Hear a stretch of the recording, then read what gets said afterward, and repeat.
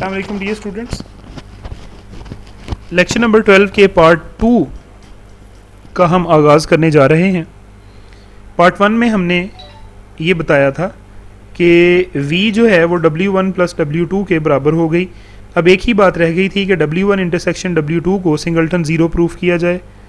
उसके लिए हम क्या करेंगे, यहाँ पे ये बात माइंड में रखेंगे। W1 W2 ज़ीरो मैंने बोल्ड फेस में लिखा है, एक्चुअली ये ज़ीरो फंक्शन है। ज़ीरो फंक्शन की ये प्रॉपर्टी है कि जब किसी भी एलिमेंट x पे लगता है तो आंसर ज़ीरो आता है। W1 इंटरसेक्शन W2 की नेचर के बारे में जानने के लिए कि इसमें कितने एलिमेंट हैं, सिंगलटन ज़ीरो है या कोई और है, हम W1 इंटरसेक्शन W2 में एक आर्बिट्रेरी एलिमेंट f को सपोज कर लेते हैं। चूँकि f W1 और W2 के इंटरसेक्शन में है तो ज़ाहिर सी बात है कि f जो है वो हमारा W1 में भी है और फिर f जो है वो W2 में भी है। f ऑफ माइनस एक्स अगर W1 में है तो फिर क्या होगा, f इवन फंक्शन होगा, फिर f ऑफ माइनस एक्स का आंसर f ऑफ x होगा। और अगर f W2 में है तो फिर ये f क्या है, ऑड फंक्शन है, फिर f ऑफ माइनस एक्स जो है वो माइनस f ऑफ x के बराबर हो जाएगा। अगर आप दोनों वैल्यूज़ को f ऑफ माइनस एक्स वाली को कंबाइन करें तो ये सूरत हाल आपके पास बनती है। ये भी f ऑफ माइनस एक्स की वैल्यू है, ये भी f ऑफ माइनस एक्स की वैल्यू है, तो दोनों को कंबाइन करने के बाद f of x minus f of x के बराबर आता है, या इधर आके 2f of x is equal to zero. तो f ऑफ x जो है वो आपके पास बेसिकली ज़ीरो के बराबर जो है वो हो गया। तो ज़ीरो को अगर आप ज़रा जो है वो इसके अंदर गौर करें, ज़ीरो की जगह पे o ऑफ x यानी कि ज़ीरो फंक्शन ऑफ x लिख सकते हैं। तो अब for all x belongs to r यानी डोमेन के हर एलिमेंट के लिए f ऑफ x की वैल्यू वही है जो o ऑफ x की है। So by definition of the equality of two functions f जो है वो आपका क्या बन गया, ज़ीरो बोल्ड फेस में लिखा है, यानी f आपका बन गया ज़ीरो फंक्शन। और अगर f ज़ीरो फंक्शन है तो हेंस क्या रिजल्ट निकला यहाँ से कि W1 इंटरसेक्शन W2 जो है वो सिंगलटन ज़ीरो के जो है वो बराबर है।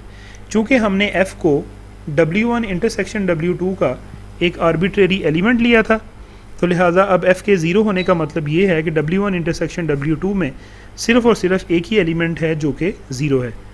तो लिहाजा ये कंडीशन भी पूरी हो गई कि W1 और W2 जो सब स्पेसेस हैं इनके इंटरसेक्शन में कुछ नहीं है मास वाई ज़ीरो के। क्योंकि दोनों कंडीशनें पूरी हो गई, यानी v जो था वो W1 प्लस W2 भी बन गया और W1 इंटरसेक्शन W2 जो है वो सिंगलटन ज़ीरो भी आ गया।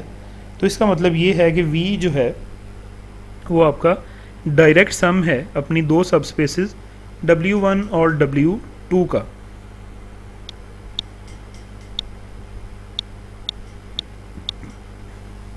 एग्जाम्पल नंबर 3, इंटरेस्टिंग एग्जाम्पल है ये भी। Let v be the vector space of all n by n matrices over the field R। अब v के अंदर जितने भी मैट्रिसेस हैं ना उसके अंदर सारे रियल नंबर्स ही होंगे और स्केलर्स को भी रियल नंबर्स ही हम चूज़ करेंगे।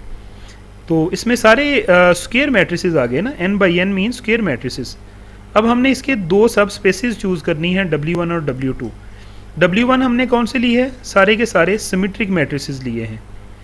सिमेट्रिक मैट्रिसेस की डेफिनेशन आपको अगर रिकॉल करवाई जाए तो सिमेट्रिक मैट्रिसेस वो मैट्रिसेस होते हैं कि जिनका ट्रांसपोज लें तो आंसर वही मैट्रिक्स आए।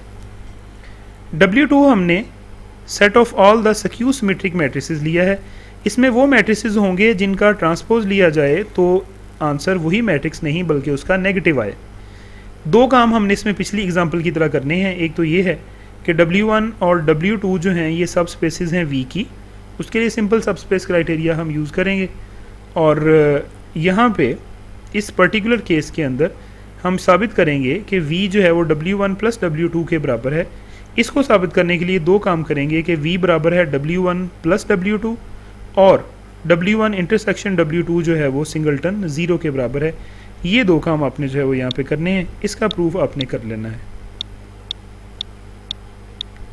और यहाँ पे डेफिनेशन को अगर हम ज़रा रिवाइज करें, a square matrix A for which A transpose is equal to A is called a symmetric matrix, whereas a square matrix A for which A transpose is equal to minus A is called a skew symmetric matrices। यहाँ तक आप करें इंशाल्लाह। अगले lecture के अंदर हम कुछ मज़ीद एग्जांपल डायरेक्ट सम की को भी डिस्कस करेंगे और कुछ फर्दर नोशंस लीनियर स्पैन की या स्पैनिंग सेट्स की, उसको हम इंशाल्लाह जो है वो स्टार्ट करेंगे। Thank you so much. अल्लाह हाफिज़।